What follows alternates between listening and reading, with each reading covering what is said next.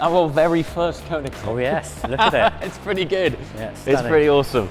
So I've obviously never been privy to the process of taking delivery of a Koenigsegg and what the, I guess, PDI, the pre-delivery inspection, and all of the processes before it reaches clients are. Yes, so there's probably quite a bit more involved than you would think, to be honest.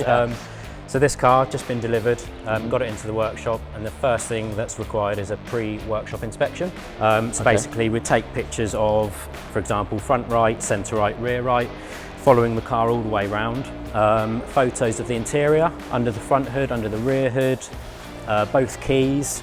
These all get sent to the factory, and basically that's a tick box to say the car's arrived with us, it's all immaculate as far as we're concerned. So that's a sort of documented inspection that it's arrived and this is the condition. Exactly, pretty much just a nice complex body check, make sure there's no marks, no scratches, interior's in good condition, and from that point we can then move forward with the actual PDI, which is the more thorough check. My basic understanding, whenever I've heard of PDI, I'm like, you sort of give it a once over, and I'm talking in the traditional sort of car world. Gets a wash, everything's cool, there's the keys. Yeah, I'd say a lot of people think the same, to be honest. There's a little bit more involved. So again, Koenigsegg send us a PDI sheet. It's around 50 points that we have to check, although when you're actually carrying out the check, it's a lot more extensive than that. We're literally checking every single button of the interior. So you're checking if it moves, generally test it? Literally, if something is meant to be doing a job, we'll be checking to make sure it's doing it right. So switchgear, infotainment, everything, and then obviously at the end of the car we'll be getting a road test, so it's got to feel good, the car will be filled with fuel, so obviously the customer receives it, it's ready to go. Tyre pressure's the lot, literally all you can imagine really. So by chance, and this is by chance, you've just come back from Angleholm, the Koenigsegg factory. Fortunate enough to do the Jesco training, so it's quite handy. I couldn't have timed it any better. Turn up to work and this is here. So our first initial checks to make sure that we have, you know, all the accessories for the customer. The bits. So over here you've got the car cover. You then have this pack here, which is pretty smart. Because that looks like a laptop bag, right? It does, it's not quite. So this is the balloting sort of pack for the car. Check this stuff out, look at this. So that comes with Koenigsegg branded balloting pack. Yes, and is that each for new the vehicle. Customer ongoing, or is that for you to do the prep? This stuff the customer will get, so we wouldn't touch this. This will be for the customer to use, so they can maintain their car. That is really cool. Or give it to their detailer. Obviously, as you know, the roofs come off. Obviously with the Attack it's a little bit different due to the aero, so you can remove the roof, it can't be stowed in the front, and when it is removed you get a lovely cover. So that's your roof storage there? Exactly, And something else new with the Jesco is you now get your spare key. This is the coolest key holder ever made. It's exquisite, so gnarly. To be honest, it is unbelievable. So this is like a deconstructed Fabergé egg, which holds I think the you key. could describe it as that. You have the chassis number of the vehicle here, one of 125, and then open her up. Are you kidding me? I mean, it's look pretty at that. special, isn't it, to be honest? And that can sit on your desk in your garage, wherever it is. Do you know what? I mean, I know this is expected and probably obvious. Even the tolerances of the key holder are just unbelievable. It feels unbelievable. You can't obviously get it across on camera. That's the key. So the key is held inside there. And one of the things that is hard to convey on camera, there's these tiny little magnets up top here. And when they close, they sort of have this beautiful snap lock shut. It feels perfect. Yeah, the amount of engineering that's gone into that is incredible thing. To be honest. So these are all of the points that we work through? Exactly, yes. So this is the actual PDI sheet that gets uploaded to the service site for the dealers, basically, from Koenigsegg. The vehicle has separate workshop mode. What does workshop mode do? It allows the factory to know that the car is in a workshop. Okay, so it'll talk with HQ? Exactly, yes. Okay, wow. So it's on the cloud. That means if I'm working on the car and I might have something disconnected, put the ignition on, it might ping up a fault. They'll know not to contact us saying, oh my God, this car's, something's wrong with it.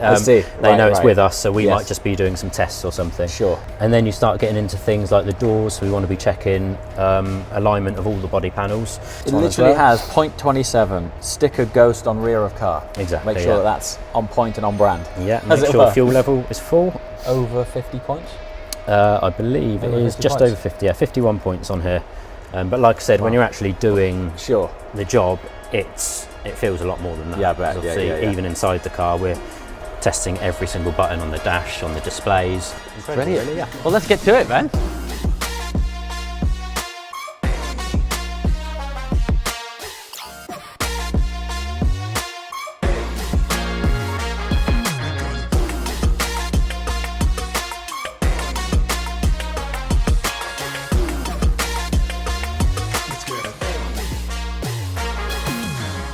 Right, so from factory, it's all calibrated and set up to drive. So what do we do here? Basically, we're just checking that we've got no leaks on anything. So obviously all the suspension items, we've got the struts, potential leaks from them. Right. Suspension joints, you've got the anti-roll bar here. You want to just be making sure everything's tight as it should be. You can also see the gearbox. So what sort of insight did they give you into the servicing or explanation of the gearbox on training? It was pretty extensive. Obviously, there was what with it being a completely new product, there was a lot for them to explain to us. It's pretty incredible. So it's a 9-speed LST, light speed transmission. It weighs 90 kilograms. Shifting times approximately 30 milliseconds. Right. All works off separate clutches. It's pretty incredible. Unbelievable piece of kit, and the software engineering that goes into that as well. Right. For it all to come together with the V8 is just mind-blowing, to be honest. It's still hard to process how compact and small it actually is. Yeah, it's tiny. I mean, it sits within the wheel line. It's this, basically. It's absolutely tiny for a transmission. There's no conventional flywheel as such. It all works off the clutches. So as part of the PDI then, you don't really spend too much time here. Just anything visible we will fluids. Be checking, Right. And like I said, just to make sure everything's in place as it should be. You know, literally anything you could think of, you just want to be going over the car with a fine tooth comb. Right. So when the customer does receive it, it's absolutely perfect. Every time I stare in the back of one, I see something new. Yeah, and there's lots of nice new touches on the Jesko, things like this. We can cover the bolts up with the shield and things, and we've got the shield down here as well. Yeah. Shields are actually everywhere, aren't they? It's the first time I've seen it on there. Details bonkers, absolutely nuts. Absolutely insane. Obviously, spotters are aware that these cars go out of factory and they get a shakedown, don't they, up there? Exactly, yeah. How extensive is that journey in terms of before it reaches here? I mean, because pretty these cars extensive, go out so the cars quite a lot, will go out a few times. Yeah. And obviously then go back into the workshop at the factory and be completely checked over again. Yeah. And then obviously even while cars are in the PDT at the factory getting checked, they may have new updates for the vehicles, because obviously the production line's still in process. Sure. So while this car was, say, having its final checks, Yes. there were Jeskos there still being sort of built almost from scratch, you could say. So they may find improvements that would then be added to this car before delivery. Right. So it's an ongoing process, and then even when we have taken delivery of the car, we may do further updates down the line as they find, you know, more special things to add to it. So active aero calibration and things like that, you don't need to address that? No, we can check the system to make sure there's no faults on the actual computer for the aero. Right. But that's all been fully checked before the car comes here. I guess it's the first time outside of the one-to-one where, because the front of the car is so aero-functional, Exactly, yeah. you can't There's actually nowhere for the roof to go. stick No. a Obviously, like roof we were in saying there. earlier, with the Absolute, it's a little bit different because you haven't got this front triplex suspension. Yes. So obviously there's a little less aero on that car, so the roof can be removed and stowed in the front. The Attack version is literally unbolt the roof and that'll be staying, you know, wherever the car usually lives while you go out on a drive.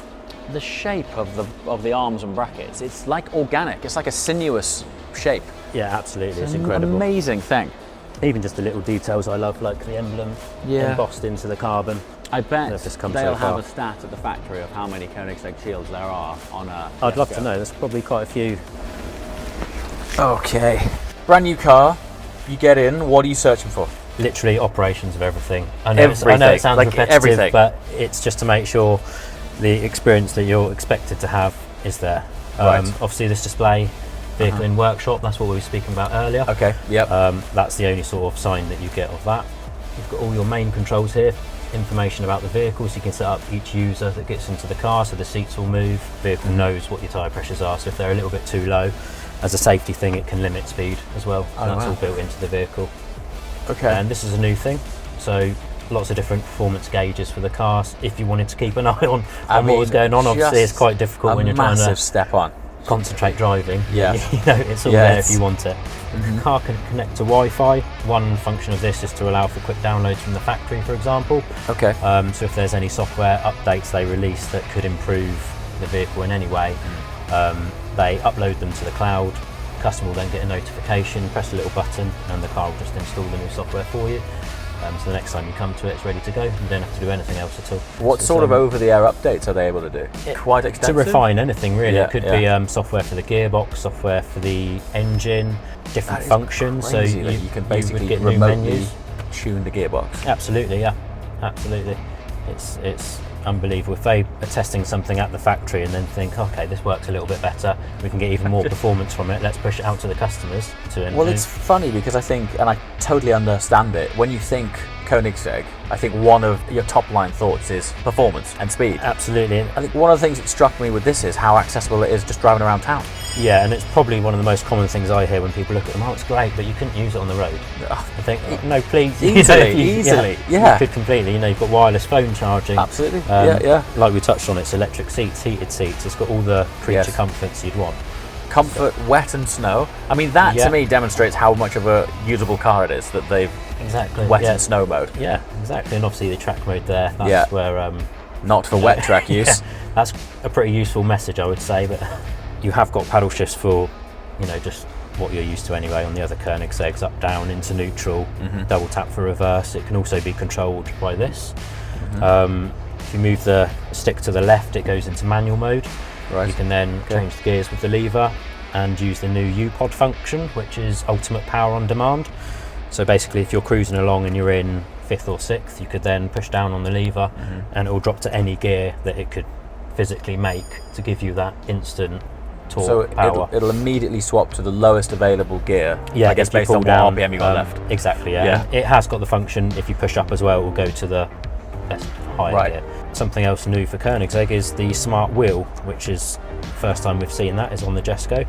So these are all haptic touch. These are actually solid CNC bits of aluminium, but they've got this perforated. I mean, that indicator is invisible once the car's off. Exactly. The first time we saw that was with the indicators, if you remember, on the one-to-one behind the glass. Yes. So yeah, this is all new with the haptic screens here. These are actually little video screens. If you wanted, you could program them. Well, you couldn't, but they have the potential to show video. You have the lifting button here, and also if you look at the screen, that floating instrument cluster is a wondrous thing. Yeah, like I just sit there seeing and look at it. It's amazing. It's really incredible. The fluidness of its response.